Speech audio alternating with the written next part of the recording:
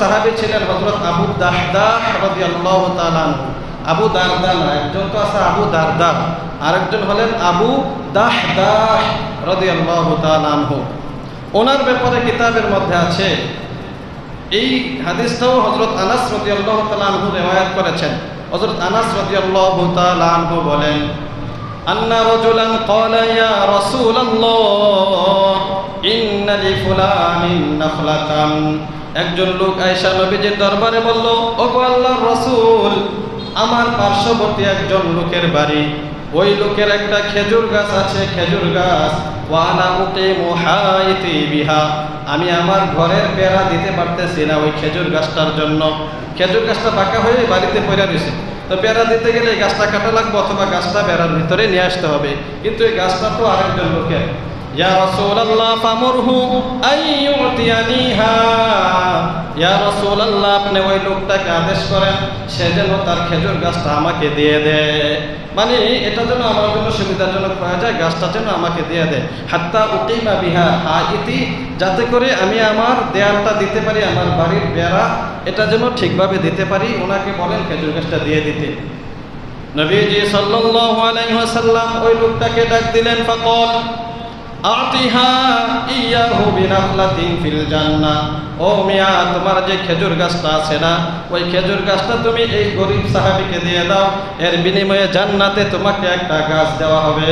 সুবহানাল্লাহ, অফার দিলেন যে তুমি এই গাছটা ওই দরিদ্র সাহাবীকে দিয়ে দাও, তাহলে এর বিনিময়ে তোমাকে জান্নাতে একটা খেজুর গাছ দেওয়া হবে।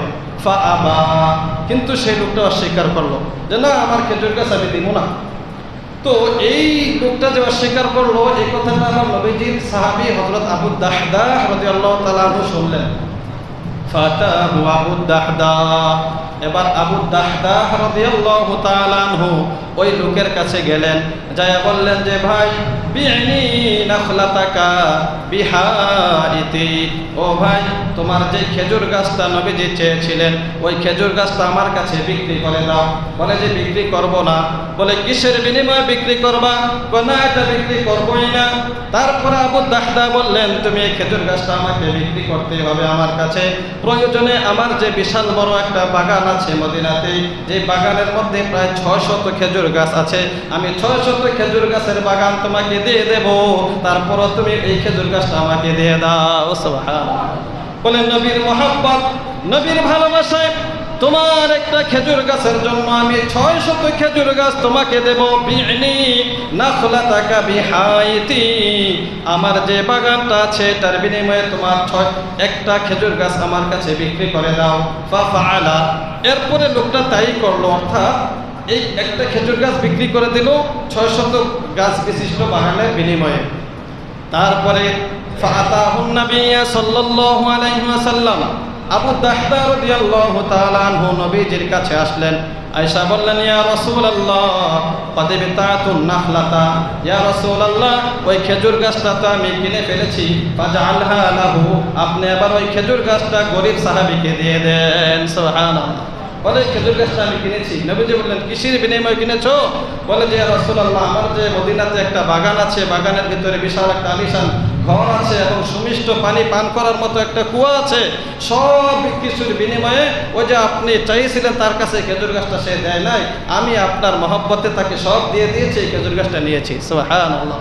নবীজি সাল্লাল্লাহু আলাইহি ওয়াসাল্লাম খুশি হয়ে গেলেন, বলতে লাগলেন, কাম মিন ইদকিন দাওয়াহিন লিআবি দাহদাহি ফিল জান্নাহ, বারবার বলতে লাগলেন, ক্বালাহা মিরারান মানে বারবার। নবীজি বলতে লাগলেন, কাম মিন ইদকিন দাওয়াহিন লিআবি দাহদাহ, আরে আবু দাহদাহ কি লাভজনক ব্যবসা তুমি করলা, কতই না লাভবান তুমি হয়ে গেলা।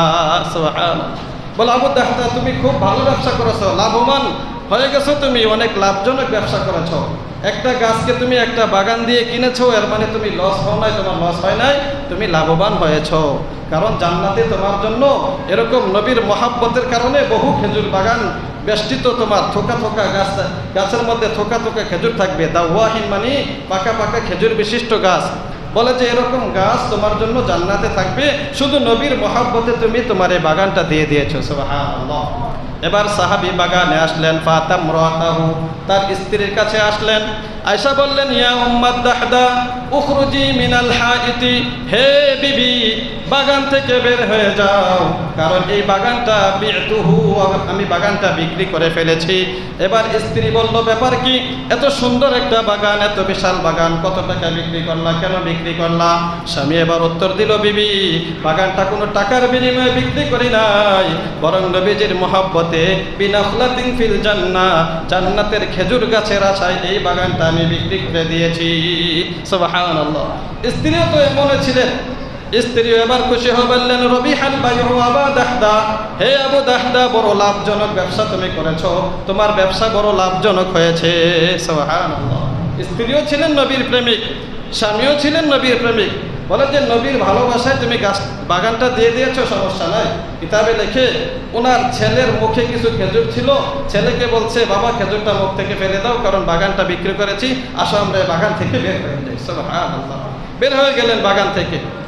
এই কথা স্ত্রী বলেন না যে আমরা এখন কোথায় যাব, বা আমাদের জন্য কিছু রাখলেন না, এত বড় বাগানটা দিয়ে দিলেন, কোনো প্রশ্ন নাই, কারণ নবীর ভালোবাসার সামনে কোনো প্রশ্ন সাজে না।